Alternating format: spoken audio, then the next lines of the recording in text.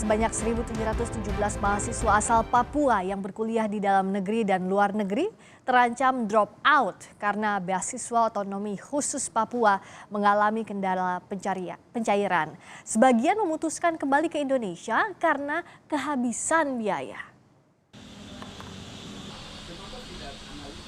Sejak 16 Juni lalu, orang tua mahasiswa penerima beasiswa otonomi khusus Papua menginap di kantor Gubernur Papua di Jayapura.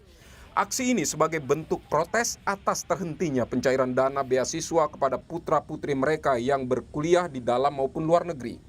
Ketua Forum Komunikasi Orang Tua Mahasiswa Penerima Beasiswa Otonomi Khusus John Reba mengatakan mahasiswa penerima beasiswa khusus terancam dikeluarkan dari kampusnya. Kalau sampai minggu pertama bulan Juli ini, pemerintah belum merealisasikan lagi biaya ini terutama untuk yang di luar negeri, maka anak-anak kita punya akses ke dalam kampus itu akan dikunci. Ya, akan dikunci.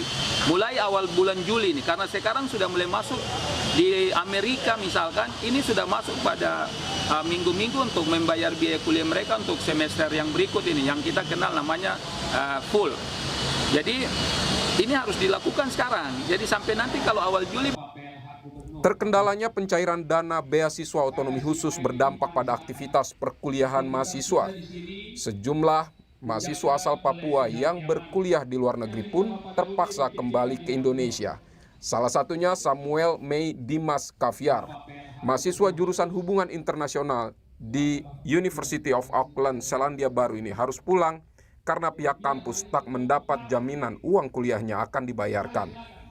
Padahal Samuel May Dimas merupakan mahasiswa semester akhir yang ingin mengejar wisuda pada November 2023 mendatang.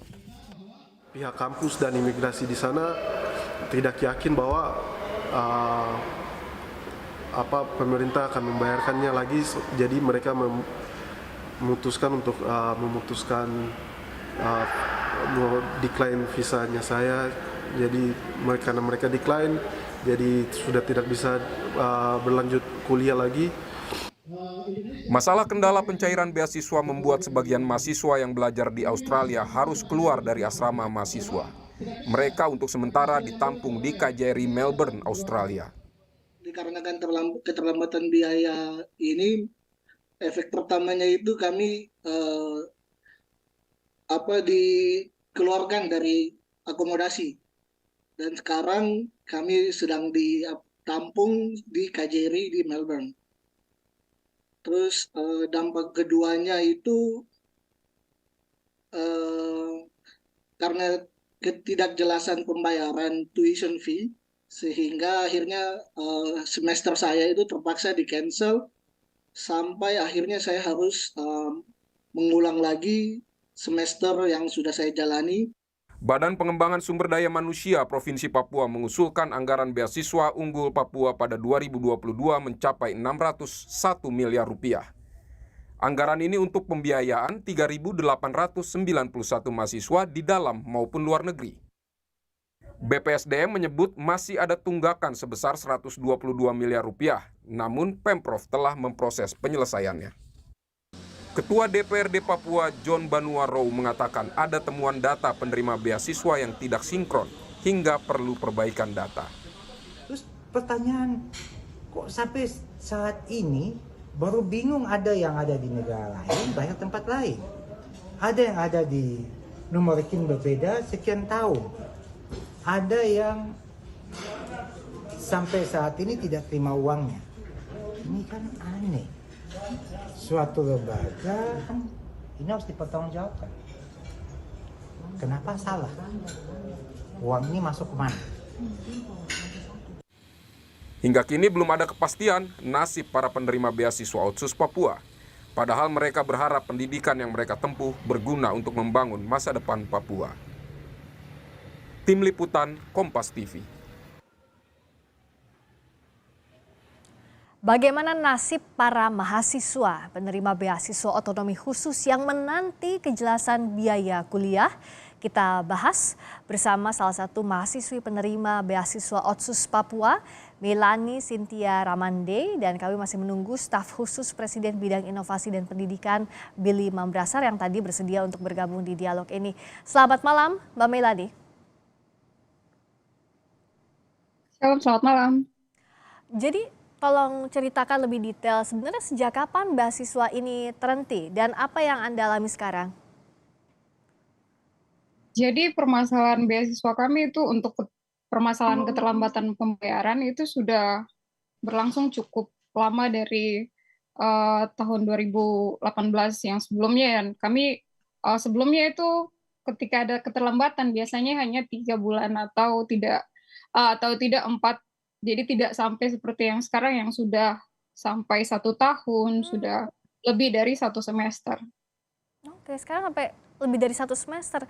Ini sudah dari 5 tahun lalu. Apa yang jadi kendala? Pasti kawan-kawan mahasiswa bertanya gitu ke pemberi beasiswa. Benar, jadi kami bertanya karena setiap semester kami dari misalnya dari universitas, kalau di luar negeri mereka berhubungan langsung dengan pihak pelaksana utama atau BPSDM. Jadi biasanya laporan transkrip nilai atau misalnya invoice itu dikirimkan langsung ke pihak pelaksana. Dan kadang kami mahasiswa kami tidak tahu apakah kami tetap punya tunggakan atau tidak, karena kebanyakan universitas langsung mengirimkan invoice tagihan itu ke pihak pelaksana. Mbak Melani ini di mana kuliahnya tepatnya? Saya sekarang berkuliah di Jepang di Miyazaki University. Oke, dan nasib studi Anda sekarang gimana setelah 1 semester lebih ya harus menunggak biaya?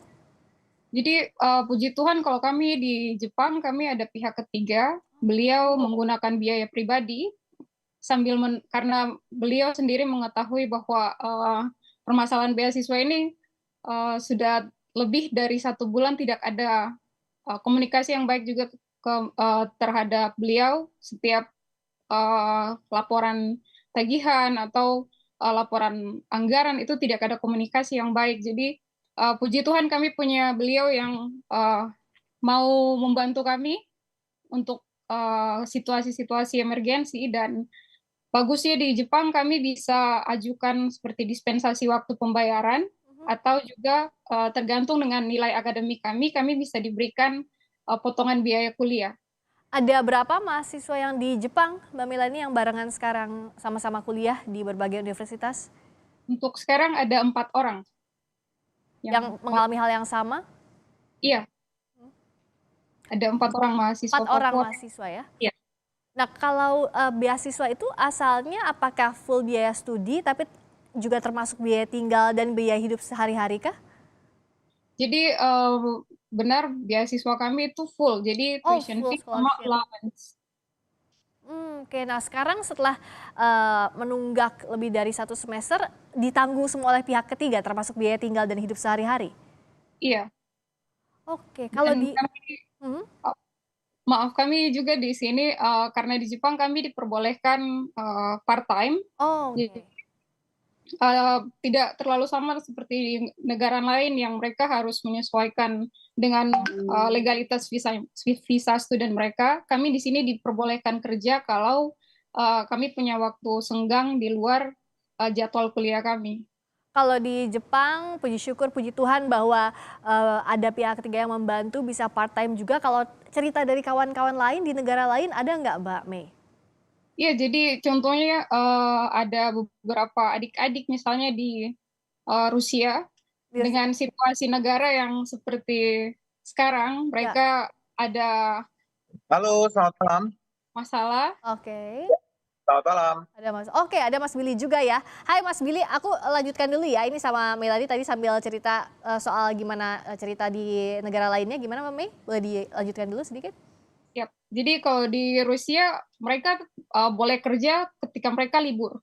Jadi tidak bisa kerja ketika mereka lagi aktif kuliah. Jadi ketika masa kuliah mereka itu benar-benar kesulitan biaya makan, sampai ada yang dikeluarkan dari asrama dan harus numpang sama teman-temannya. Iya. Dan juga adik-adik yang di Singapura, mereka itu puji Tuhan dari KBRI bantu bahan makanan, dan tempat tinggalnya mereka itu juga puji Tuhan karena dibayar kontrak 1 tahun, jadi tidak bermasalah di tempat tinggal sama makan. Tapi masalah sama tuition fee-nya mereka, jadi mereka tidak bisa lanjut daftar ulang Oh, semester baru. oke. Nah, saya tanyakan langsung nih ke Mas Billy. Staf khusus Presiden bidang inovasi dan pendidikan, Billy Mambrasar, sudah mendengar langsung masalah yang dialami oleh kawan-kawan kita mahasiswa Papua? Sudah mendengar dan sudah mengurus semenjak tahun lalu, Mbak. Seperti apa, Dan Mas Bill? betul, jadi proses saya mengurus sudah panjang banget. Ini kan akibat dari perubahan kebijakan dan juga sedikit mismanagement ya. Nah, perubahan kebijakannya adalah karena Undang-Undang Otsus yang baru, Undang-Undang Nomor 2 tahun 2021 ini membuat kebijakan pengelolaan dana beasiswa yang tadinya dikelola secara terpusat di provinsi diturunkan ke kabupaten, seperti itu. Nah, teman-teman yang ongoing menerima beasiswa ini kan datanya terdata sebagai penerima beasiswa Provinsi Papua, benar kan? Nah, ketika kita telusuri lagi asal daerah mereka, mereka berasal dari kabupaten yang berbeda, seperti itu. Nah, sementara anggarannya sudah tidak turun ke provinsi lagi, tetapi turun ke kabupaten. Sehingga kabupaten harus membayarkan masing-masing kepada anak-anak ini sesuai dengan asal kabupatennya. Mereka tidak lagi menjadi penerima beasiswa provinsi. Nah, pekerjaan pertama yang harus dilakukan adalah pendataan. Siapa-siapa berasal dari kabupaten mana. Yang kedua adalah proses penganggaran. Para bupatinya harus menganggarkan berdasarkan data tersebut. Yang ketiga, harus ada kalau memang kemudian dua hal tersebut sudah dilakukan dan anggaran tetap harus dibayarkan oleh provinsi kepada mereka, maka harus ada payung hukum untuk memberikan ruang secara hukum yang akuntabel bahwa provinsi bisa terus membayarkan biaya mereka. Artinya kabupaten tadi harus mentransfer balik anggaran tersebut kepada provinsi, provinsi membayarkan kepada anak-anak ini. Nah, ini yang membuat kenapa kemudian mereka terbengkalai. Dan saya sudah mengadakan rapat dengan Ibu Sri Mulyani tahun lalu di Washington DC, dan saya menyampaikan permasalahan ini dan saya meminta agar menjadi perhatian, atensi, seperti itu.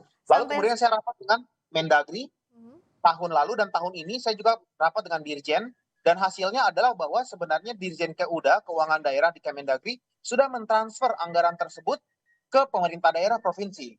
Ya, mana oleh pemerintah daerah provinsi itu setengahnya sudah ditransfer, setengahnya lagi belum ditransfer. Ya, sekitar 50 sekian miliar itu masih belum ditransfer dan didistribusikan kepada anak-anak. Ini saya masih terus menggali kenapa sampai yang tersisa ini belum didistribusikan kepada anak-anak. Apakah ada administrasi, apakah ada pelaporan yang masih kurang atau apa, dan saya dapat jawaban yang solid dari Pemda Provinsi Papua. Sambil itu diselesaikan, apa yang jadi kendala utama pencairannya, Mas Billy, sejauh ini dari hasil identifikasi sementara? Dan juga ini kan ongoing ya, mahasiswa-mahasiswi ini butuh dibayarkan begitu biaya pendidikannya. Untuk sementara, kalau misalnya tadi Mbak Mei di Jepang ada pihak ketiga yang membantu, tapi tidak dengan negara-negara lain misalnya. Iya. Jadi pertama harus adalah pemerintah provinsi sambil menunggu kesolidan anggaran ini harus segera keluar ya, aturan hukum yang harus segera keluar membenarkan provinsi untuk dapat menampung anggaran dan dicairkan. Itu kan butuh proses nih, ya kan, kebijakan ini. Maka harus disepakati, harus ada rapat yang difasilitasi oleh DPR, dan ini belum berlangsung sama sekali. Dan saya minta dengan hormat agar DPR sebagai orang-orang ini, kami kan di eksekutif ini, legislatif, sebagai orang-orang yang merupakan corong suara rakyat yang membantu menyuarakan apa yang dibutuhkan oleh masyarakat, mengadakan rapat terpusat yang isinya adalah Kementerian Keuangan, pemerintah provinsi, pemerintah kabupaten, dan juga Kemendagri yang terdiri dari Dirjen Keuangan Daerah dan Dirjen Otonomi Daerah Orda, untuk sama-sama menyepakati adanya penganggaran emergensi. Ini masalah nasib anak-anak, ini masalah makan minum anak-anak, ini masalah mereka butuh kepastian. Harus disegerakan rapat ini, dan saya sudah melakukan komunikasi pribadi dengan beberapa anggota DPR RI, khususnya Komisi 10, dan mungkin dalam beberapa hari ke depan saya juga akan melakukan audiensi dengan Komisi 10 juga, agar mensegerakan rapat ini, agar adanya kesepakatan dana emergensi yang dapat didistribusikan segera, yang akuntabel, yang bisa membantu anak-anak ini, sambil menunggu segala macam masalah administrasi, segala macam administrasi yang lain diselesaikan. Semoga ada kabar baik dalam waktu beberapa hari ini. Tentu ini jadi harapan Mbak Melani dan kawan-kawan juga. Terima kasih atas waktunya mahasiswa penerima beasiswa Otsus. Mungkin saya boleh titip pesan juga, teman-teman IMAPA belajar dari bagaimana saya juga membantu memfasilitasi teman-teman di USA yang kemarin tahun lalu akhirnya dijembatani dan dibantu oleh Dubes, Dubes RI Amerika ya, Dubes Indonesia untuk Amerika. Saya ucapkan terima kasih Pak Dubes juga udah bantu beberapa anak-anak. Mungkin anak-anak juga sambil menunggu proses ini berlangsung, dengan cepat anak-anak bisa mendekatkan diri dengan KBRI, dengan konjen-konjen setempat gitu. Oke, Mbak Melani singkat saja ada yang mau disampaikan ke Mas Billy? Kami dari IMAPO waktu itu tanggal 31 Maret waktu Kak Billy ke Melbourne, kami sudah kasih surat urgensi situasi teman-teman kami yang sudah sangat-sangat emergensi, yang terancam cuti semester di dalam negeri, sampai ada yang terancam deportasi, ada juga yang terancam drop out, terus tapi mohon maaf Kak Billy, tapi itu tidak ada respon sama sekali, dan kami jujur kami kecewa. Lalu kami menunggu, terus waktu kakak ada di Jayapura, kami mencoba untuk komunikasi lagi sama kakak bulan Mei kemarin. Sama sekali tidak ada komunikasi balik. Ya, karena masalah ini akuntabilitasnya ada di Pemda Provinsi, Dix. Kakak hanya sebagai fasilitator. Jadi kakak bukan yang pegang anggaran dan bukan yang memberikan anggaran tersebut. Anggarannya ada di Pemda dan juga DPR RI yang harus memainkan peran. Kakak hanya sebagai komunikator. Dan peran kakak sebagai fasilitator sudah kakak usahakan semaksimal mungkin. Seperti itu. Oke, ini kan kakak sebagai penyuara dari kami di dalam badan legislatif, karena kami hanya mahasiswa, kami independen sebagai mahasiswa. Betul. Oke. Pokoknya Dix tetap semangat belajar, kakak Dix hari-hari tetap semangat belajar, kakak juga tetap pingpong lari ke sana kemari untuk mendorong agar ini cepat bisa diselesaikan. Semoga tersambung apa yang jadi suara kawan-kawan mahasiswa dan diperjuangkan segera. Terima kasih mahasiswa penerima beasiswa khusus Papua Melani Cynthia Ramande. Terima kasih juga Mas Billy, staf khusus Presiden Bidang Inovasi dan Pendidikan Billy Mambrasar. Terima kasih Kak Billy Kamei.